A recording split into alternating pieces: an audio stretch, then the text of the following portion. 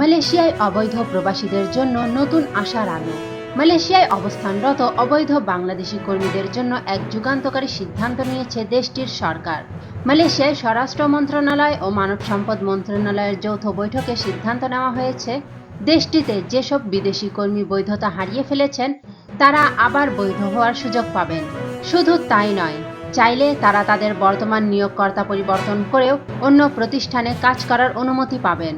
এই বৈঠক শেষে দেশটির স্বরাষ্ট্রমন্ত্রী দাতুক সেরি সাইফুদ্দিন নাসুদ্দিন বলেন, বিদেশি কর্মীদের দেশে ফেরত পাঠানোর সময় নিয়োগদাতার উপস্থিতি বাধ্যতামূলক করা হয়েছে। যদি নিয়োগকর্তার অবহেলায় কর্মীরা ক্ষতিগ্রস্ত হন তবে তাদের বিরুদ্ধে কঠোর ব্যবস্থা নেওয়া হবে। এমনকি ভবিষ্যতে কোটা আবেদনের ক্ষেত্রেও তাদের জন্য বিধিনিষেধ আরোপ করা হতে পারে। বৈঠকে আরও সিদ্ধান্ত নেওয়া হয়েছে, মালয়েশিয়ায় প্রায় 10 লাখ বিদেশি কর্মী নিয়োগের পরিকল্পনা রয়েছে।